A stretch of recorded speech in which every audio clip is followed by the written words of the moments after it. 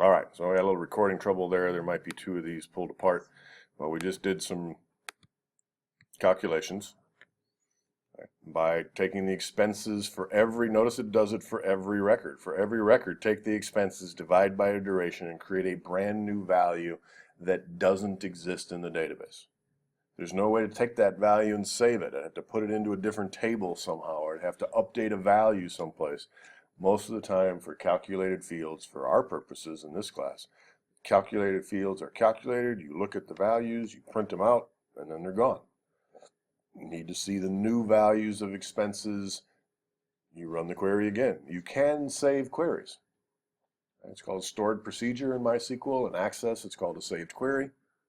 You can save queries and say, I want to run this query every month. I want to see the expenses list every month, every month. Who's got accounts that are overdue every month? You can do those kind of things. A couple of different kinds of calculations that we may have to work with. First one is date calculations, very common. There are a couple of ways that we can do date calculations. We can use a built-in function. Remember, a function is just something that MySQL knows how to do. It's been trained how to do it. You just have to ask it. Using the add date function, there is a curDate function for current date that gives you today's date, and this adds 45 days to that date. This subtracts, there is a subdate, 30 days from that date. That's one way to do it. Another way to do it is to use the add date. Well, that is that one. I'm sorry. There's a second version of it that uses intervals. What if I don't want to add days? What if I want to add weeks, months, years for that matter? We can do it. Here's some examples I think explain it a little bit better. Add date to the checkout date. Maybe this is a library. Okay. Give me the checkout date. When did you check out the book? And then give me the due date, which is 14 days. Notice the interval command here that lets you specify either days or months or weeks. If you're talking about times, if it's a date time type, you can add minutes. The thing that drives me crazy is notice that the interval here is singular. You cannot put an S on that and say give me an interval of 14 days. Which sounds good, but it's syntactically incorrect. This is also kind of new down here, where I can take the checkout day and I think this only works for days.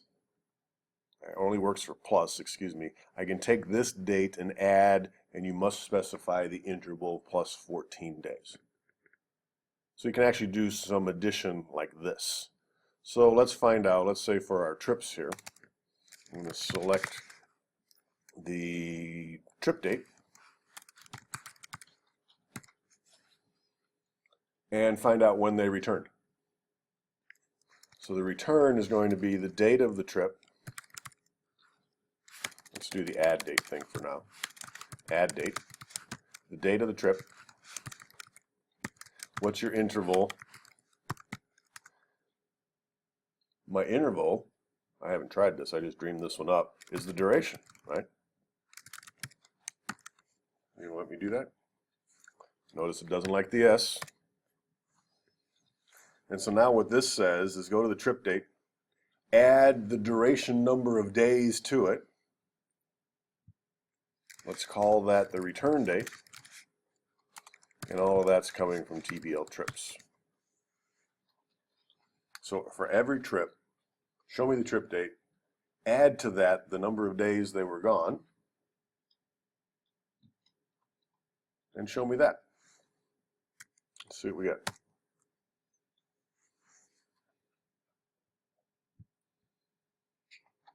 Okay, so up here it says return date. This trip must have been about 7 days long, be my guess. Let's add the duration so that we can see the math that it's doing. Okay, so this is 6 days long. Adding 6 days to that, I guess my math wasn't very good, at least that one. Yeah, there it is, 7. Whew, thought my math was going crazy. 5 plus 7 takes me to the 12th, and if I add 8 days to the 27th, notice it knows all the leap year stuff and jumps into the next month, jumps into the next year. We don't have to worry about any of that stuff.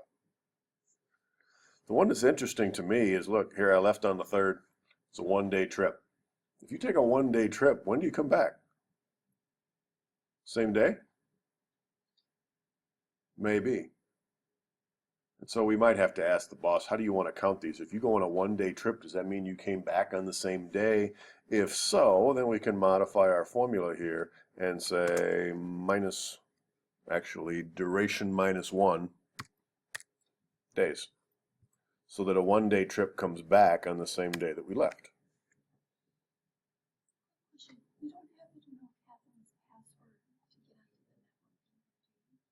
I do not. Thank you. Sorry.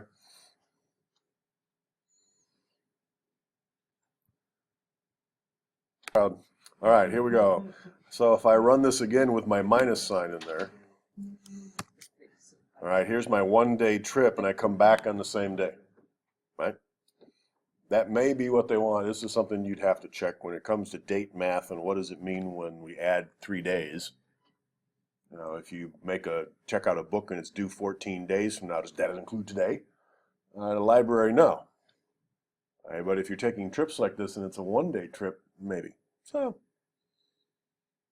if the assignment doesn't designate, just add whatever it says to add. Just put it in. Don't worry about subtracting the 1. I'm just showing you that that might be something to think about. So here's the other way. Let's just see if we can pull that off and say I want to do the trip date plus. Instead of the comma now, it's a plus. When you use add date, you have to provide it 2 pieces of information. Let's go back to add date here.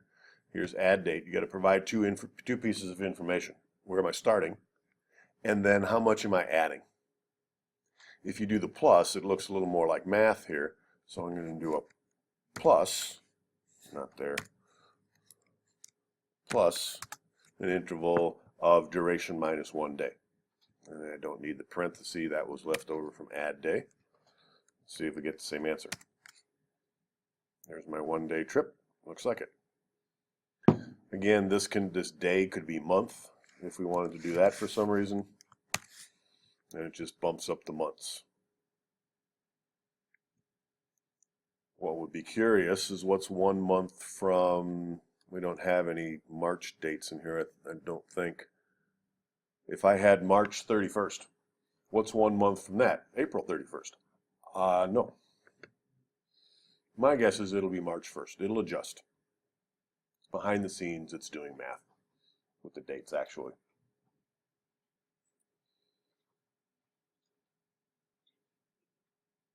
Questions about date math?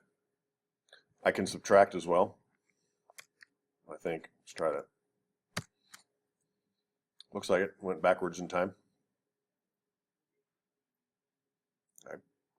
But the duration is days, and now I'm messing with months, and so it's messing up my math a little bit, but that's okay.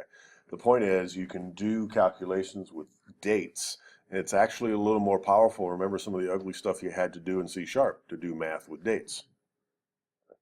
This is really pretty straightforward. You give it the interval, subtract, I don't know if you can multiply. I don't usually do that. Add, subtract is normally what we do with dates.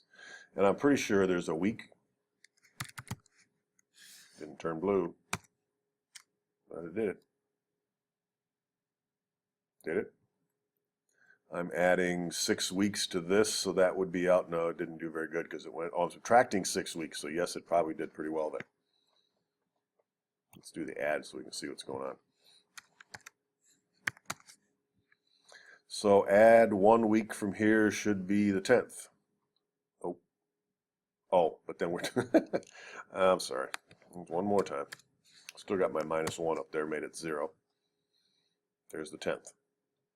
Add 2 weeks should add 14. There's the 27th. Looks good.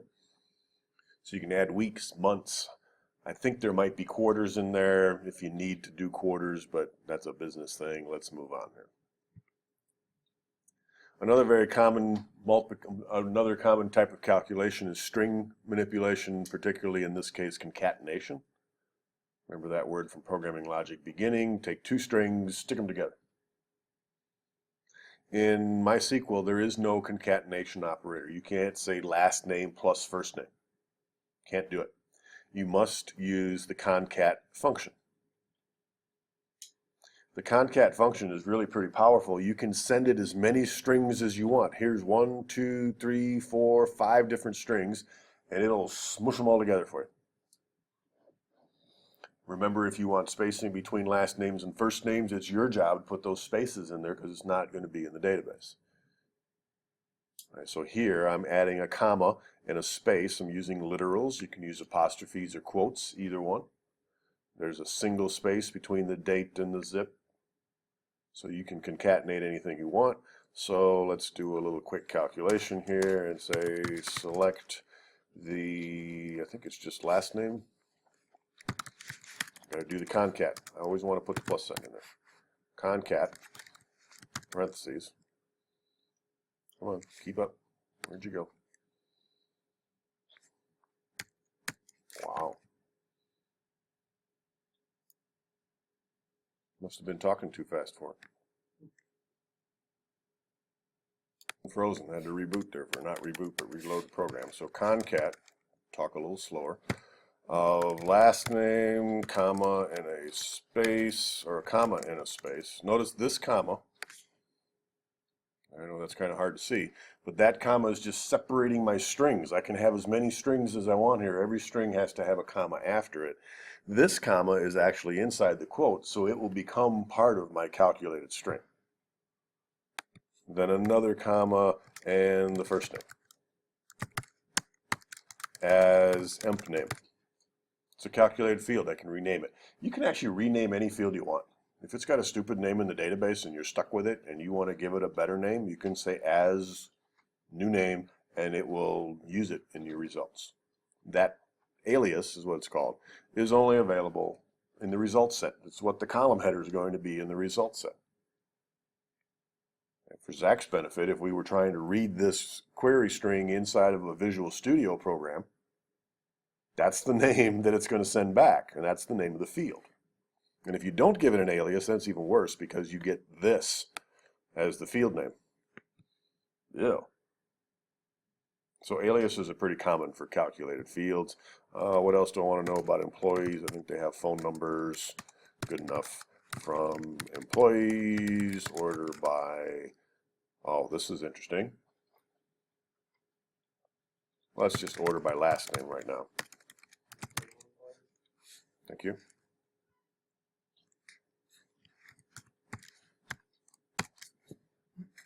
And it's kind of hard to read. Table Premier Products. Oops.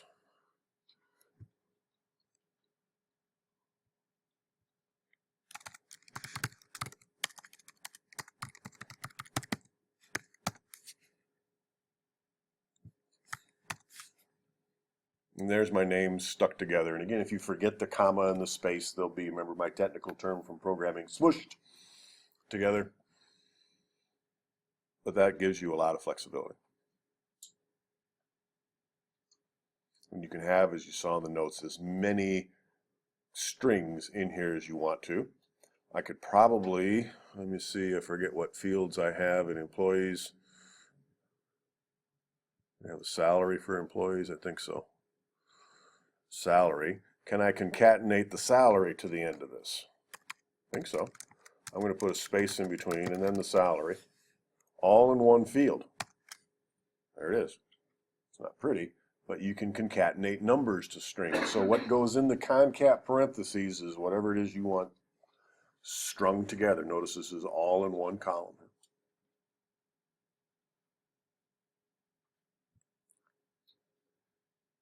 Questions on concat? Okay. We already talked about aliases. Here's the alias. However, when you create an alias, like employee name, let's say I only want a list of employees where the emp name, right, that's my calculated field, where the emp name is less than the letter M. So they're in the first half of the alphabet. They don't start, less than M means all the letters before M. If I do that, I will get an error.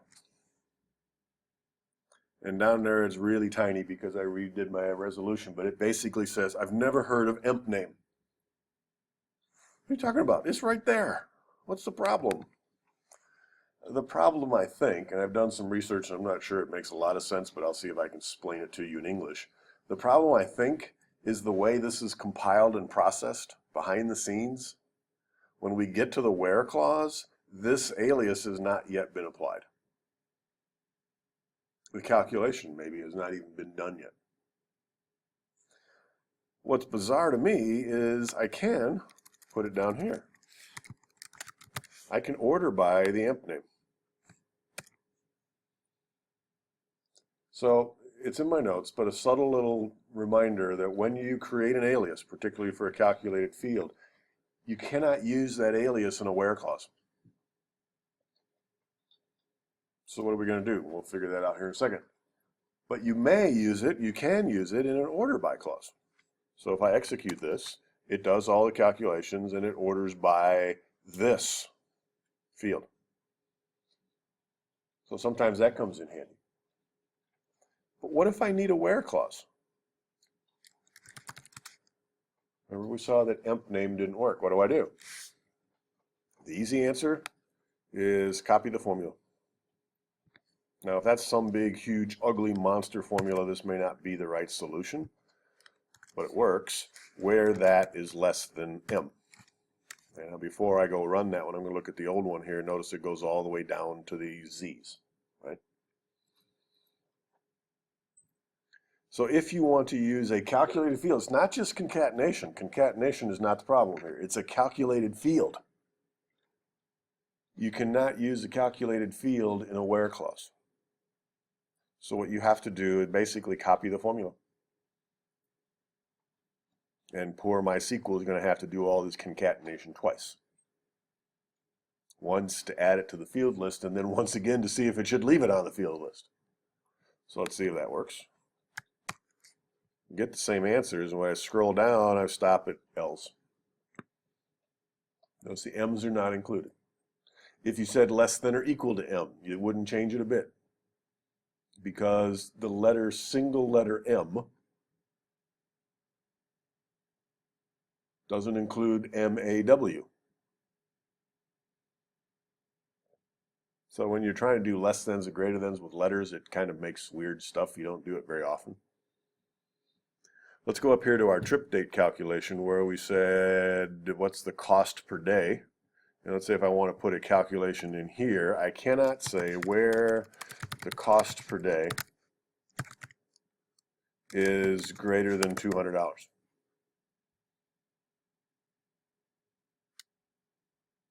Because I have to put it after my where clause, first of all, or my from clause.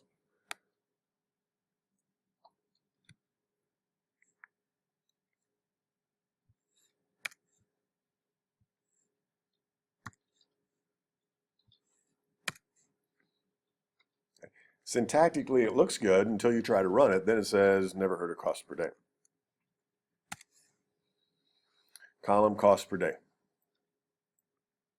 So once again, what I have to do is just copy my formula using the clipboard and paste it in here instead.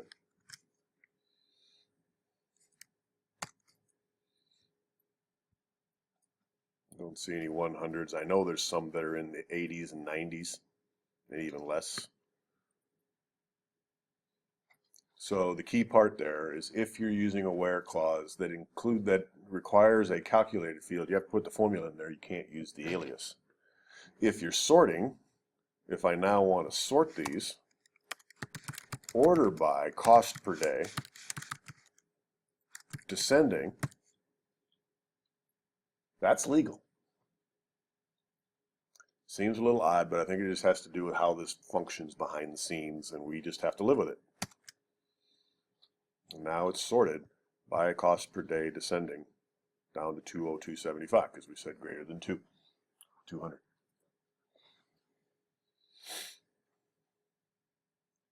Make sense?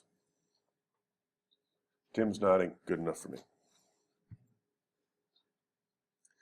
You can use an alias in an order by. You can't use an alias in a where clause. You have to reconcatenate or recalculate.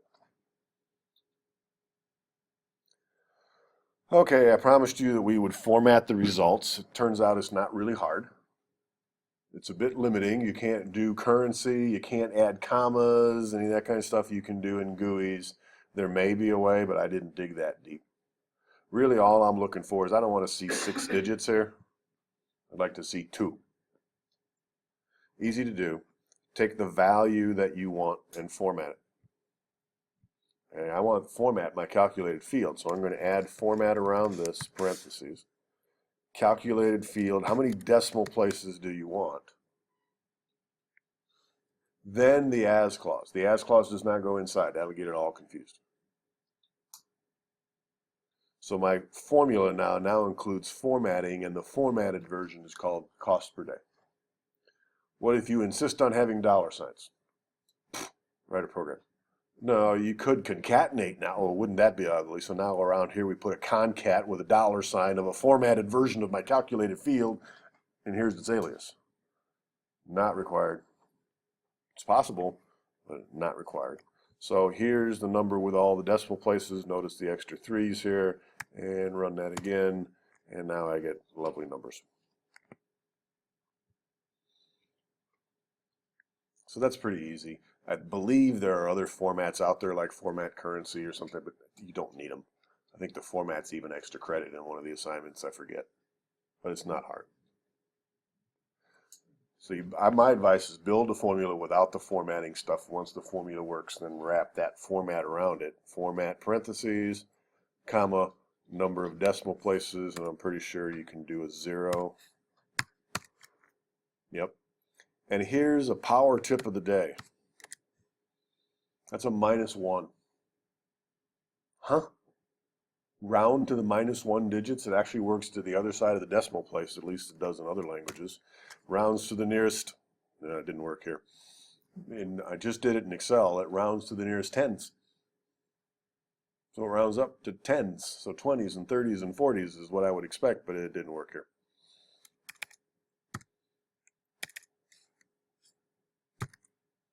Questions about formatting?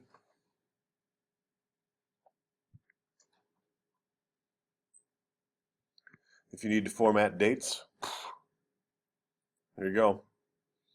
Use the date format function. Here's the date that I want to format. So let's format our return date. Okay, so here's my return date, which has got this big, ugly formula. I want to, what was it? Date format? Yep.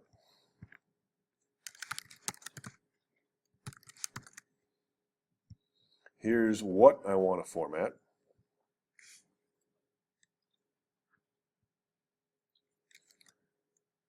Comma. And then how do you want to format it? Remember in C#, you could put in a formatting string with magic special characters in it that allowed you to do just about anything you could dream of. Okay. %D, %M, capital Y. If you want more, go look it up. But let's say that I want this formatted in ISO format, International Standards.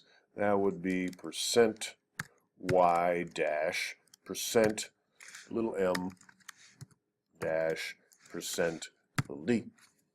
So inside the quotes, you put how you want that date to appear using the special codes. I gave you 3 in my notes. There's a whole page of them. If you want the name of the month, if you want the name of the day of the week, you want it abbreviated, they're all there. And I guess that was the form. Geez, Volker. That's what they came out with anyway. So all I did was tell it, do it the way you would have normally done it. Bob? Use that date format with the add date function. Could I use the date format as it's yeah, you would just put the add date inside here. Inside. Yeah, you can wrap parentheses inside of parentheses inside of parentheses. And just like when you do math, it does the inside set first, and then it works its way out. Format would be outside of the add date. Correct. Okay. And so here I have trip date plus. If this was an add date, and this is a good question, you put the add date here, take the plus sign out, put the comma back because now we'd go that way, and then the end parenthesis. And so this add date gets done first, everything from here to there. Then the format command takes that number and formats it, and let me flip these around just so we can see some differences here. now I have the dates going the other direction.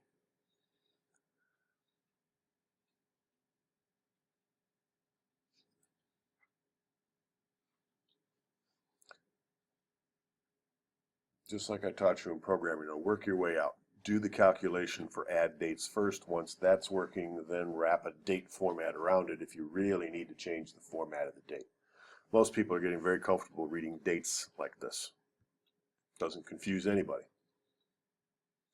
If you show somebody in Europe this date, they might think it's September 4th.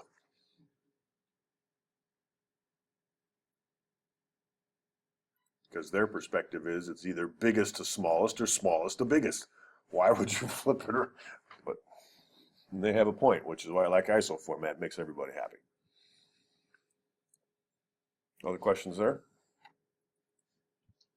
Okay. Let's do these functions.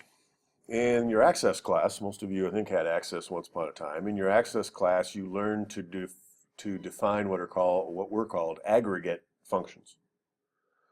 What aggregate functions do is they take the values from multiple records in the same table and generate statistics, like count them, like sum, like average, min, and max, and there are others, but these are the only 5 I'm going to worry about here. All right, all the other calculations we've been doing are in the same record. Take the duration or the cost divide by the duration. It's in the same record. But if I want to know the average of something, I need to use what I call functions here, what Access calls statistical functions, or aggregate functions, excuse me. The first one that comes in real handy is a counter. How many did you find? When you're counting in the old days, and you might find some examples out there on the web that still use this, in the old days, we used to have to designate a key or field to count. In the old days of databases, if there were 3 copies of the city Chicago, you'd only count it once. And so then we would say, well, I want all of them. So we'd have to count the ID column, the primary key, because those are unique, right? But sometimes we have these really complicated primary keys. They finally changed it a few 10, 15, I don't know, years ago, and said, if you want to count, just say count and count star. Count the records. So I want to, this is still a select, this is a formula, it's a calculation. But it's a different kind of calculation that spans multiple rows instead of multiple fields. So I want to do a count star. No star needs to be in parentheses. From TBL trips, where the destination equals Chicago. The where clause is optional. You can just say count star from trips and it'll count the trips for you. All of them. But I can put where clauses in here. I can put complicated where clauses in here with ors and ands. And what makes no sense to me here is order by. I only tell you that because I had students turn in the other classes where they order by. We're getting one number here. What are you sorting? This says, give me the count of trips to Chicago. Done. 25. Notice if the column header says count star. You can give it an alias and say count of trips to Chicago, big long name if you want to. But normally this is exactly the kind of question you want. For Zach's benefit, maybe tomorrow, we're going to figure out whether this is a duplicate record. Is this record already in the database? How do we do that? We search the database for a record that matches the one we have now and say count how many matches you find. If it's 0, cool, add it, it's a new one. If it's 1, it's already in there. I'm not doing it again. So the count comes in real handy for duplicate checks, comes in for all kinds of stuff. So order by here doesn't make sense. But what we could do instead is create subtotals. If you add another field like destination in front of count, if you have more than one calculate with these statistics, if you include another field, you're doing what's called grouping. And yes, this is in my notes. It's called grouping. And what you have to do is add a group by clause that includes that other field. If you don't include it, it won't do the group and you get some weird answer. So what this says, and actually this, I think that part's optional. Don't do this if you're following. I'm just going to show you how gummed up it looks if we do this. Pretty sure that's legal. This says count the number of trips grouped by destination. So that's city, right? And I get a pile of that's kind of useless, right? Who's what where? Well, that's why we normally, whatever you're grouping by, you also include it. I like to put it first, though you can put it after, doesn't matter. And now we have 25 trips to Chicago, 34 to Cleveland, 28 to Dallas. We can order by. Now that I'm grouping, I can order by. First of all, one thing I want you to recognize here, because you're going to be smart SQL people, notice the groups. The city's already alphabetized. When you do groups, you do not have to do an order by destination. That happens automatically. If you do it, I might leave you a little love note saying, you might want to fix this with your updates. I'm not going to take any points, but recognize that group by automatically sorts the groups, unless you want to rearrange them. So for my count here, I'm going to say as city count. And then I can say order by. Order by clause is always last. Order by, and since it's an order by, I can use the alias, right? City count. Descending. And now it should rearrange these so that the cities I travel to the most are at the top. And the mostest one is Miami. There's a shock.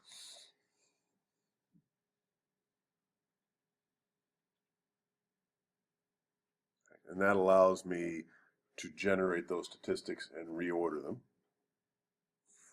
Let's use a different statistic.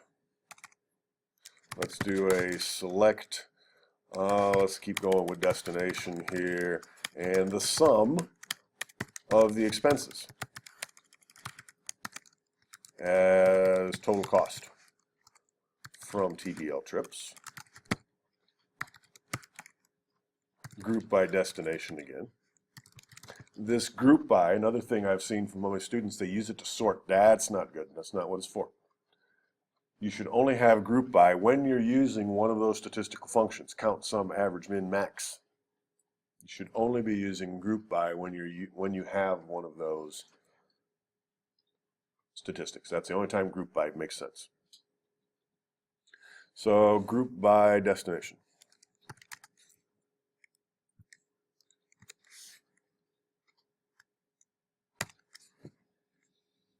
And so there's my sums. And yes, I could format those if I wanted to, though it's not going to give me commas, so it's not going to improve things much here. And the other thing that's very subtle is notice how these are left aligned. That means they're strings. Which is a little weird. We do these totals and we group by and we end up getting strings, but they're numbers. Weird. I can order by here. But what if I only wanted the cities where the total cost is greater than $15,000? I can't, a very common mistake is to try to use a where clause for this. First of all, if there is a where clause, it goes before a group by. Somewhere in my notes here, probably coming up. There's the group stuff. Here's the clause orders. The where clause must come before the group by.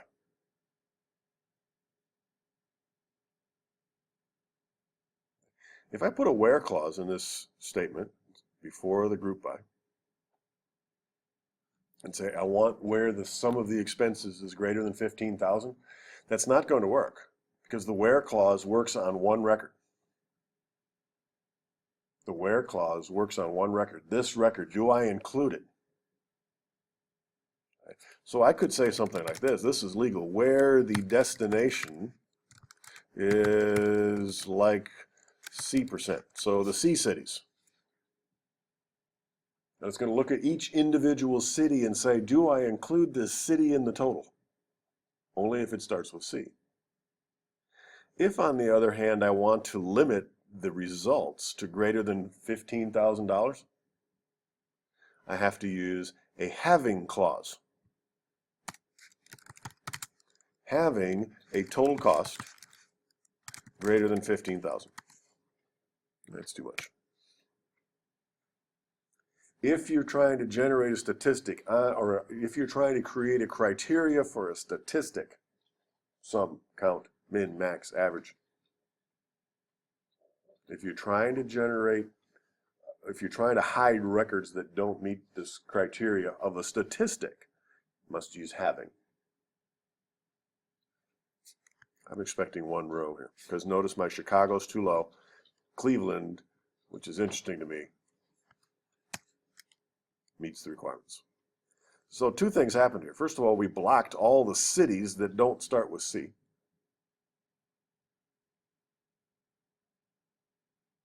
And then we said their total, which is a statistic, has to be greater than 15,000. I'm going to stick a not on here so we can see a little bit more. Now that I've said not, blocks all my C's, right? It lets everybody else through. And they're the ones that are greater than 15,000. And then I could go crazy. So now I have a select clause, a from clause, a where clause, a group by, a having, and I want them ordered. Order by total cost. Descending.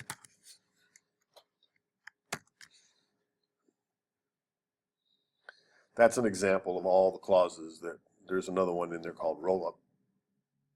Okay. I don't think you can use the roll-up with the having. Or you can't use a roll-up with a where. There's something. Order by, thank you. So with my order by there, I can't do a roll-up. What a roll-up does is it gives you a total at the bottom. That's all. So you just say with roll-up after the group by. That's it. You just say with roll-up, period. Okay. And it will roll them all up. In other words, take all those numbers and give you a grand total at the bottom, so that you don't have to run two queries. One that says sum everybody, grand total, and then group by destination, each city's total. So we can't use an order by, so here I'm going to cheat, watch this. I'm going to come in here and after the group I can say with, please, roll up. And it doesn't complain initially, but if I try to run it, at least the last time I taught this class, I get an error down here saying incorrect usage of rollup. So I'm going to put my semicolon here. There, that ends the command, right?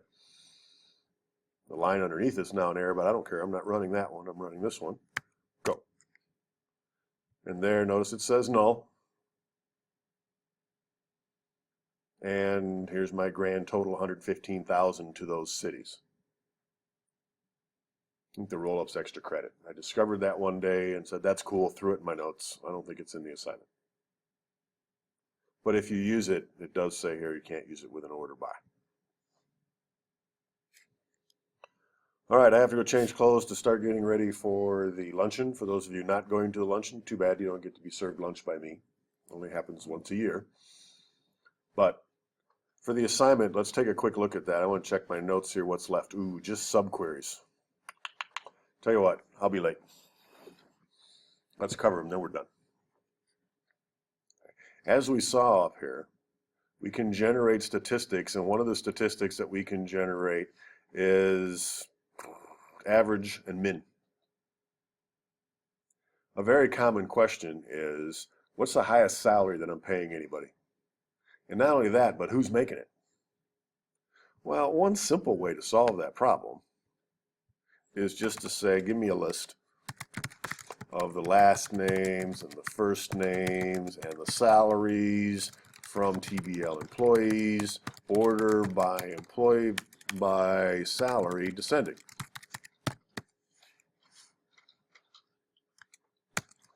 And that gives me a list, and I can go to the top of the list and see who makes the biggest salary. Okay, that's cool, but if I got 75,000 employees, I just got a list of 75,000 records when really all I want to know is who's number one.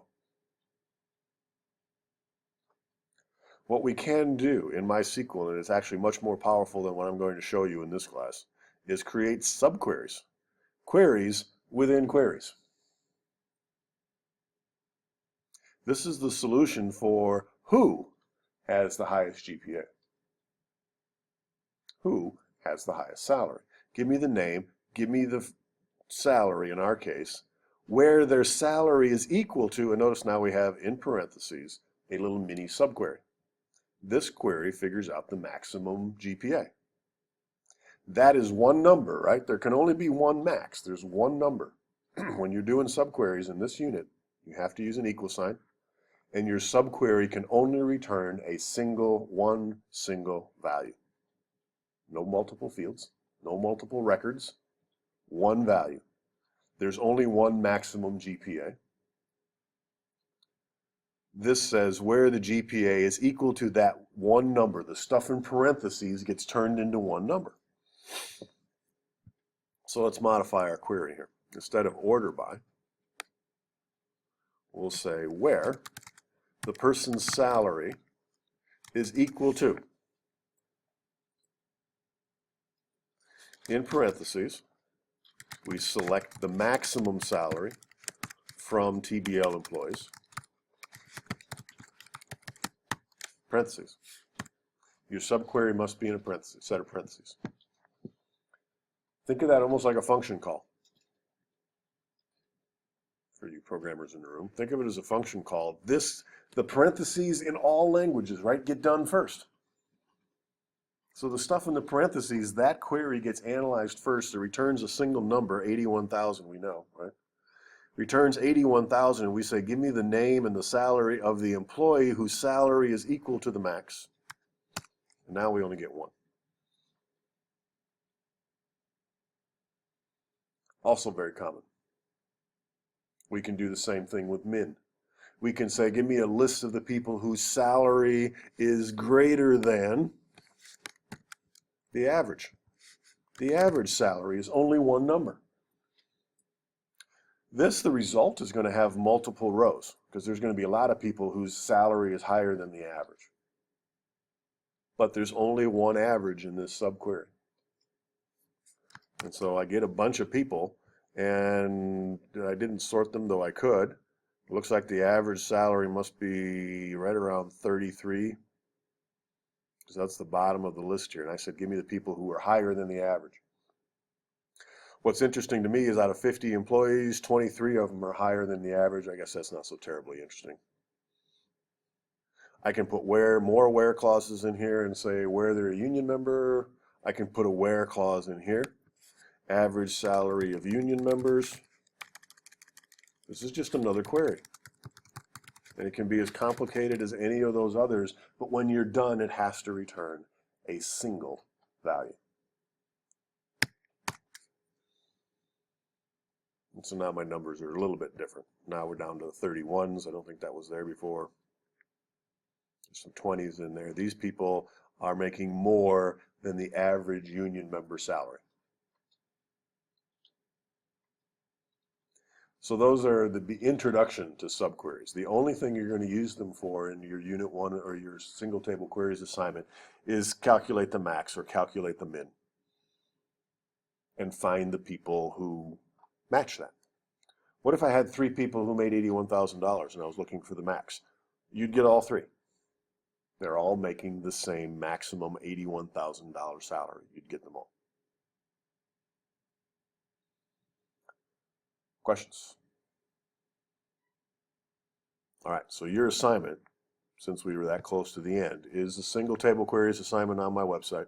I already showed you that the result sets are here. It is not a short assignment, but as you finish, you're going to do this for 3 different databases. Premier Products, you're going to do some stuff. Henry Books, do some stuff. Alexa Marina, do some stuff. Once you're done with one of them, the rest of them start becoming easier because you got some practice. That's kind of the point, though. So that's your assignment. Let's make it due at midnight next week. If you have questions, email me, accost me in the hall, find me during programming classes, whatever. Get your questions answered because I blew through some of this kind of quickly here to finish it. And after this, I think we have about 3 weeks left. My gut feel is that we're going to lecture for 2 weeks on multi-table queries. We'll see how far I get. I will modify the assignment to accommodate how far we got. And the last week of class will be lab time for you to work on that because multi-table queries are kind of complicated. It'd be nice for you to have me around to help you. That last assignment will be due what class this is? Wednesday, the 13th of May. That's kind of my plan. I'm not going to promise to hold to it, but it should be pretty close. So one more time, just so you know, you're doing this assignment. Kind of small. I think I can make that bigger. Single table queries assignment under SQL assignments. This is the one you're working on. And the result set, I'm sorry, that one. The result set is right here. To do the assignment, you got to import these 3 databases. So download that, import them. If you forgot how to do it, ask me. You guys know where to find me. 8 to 11, that should be somewhere in the neighborhood of my office. Probably talking to somebody, but let me know. Send me an email. I can help you.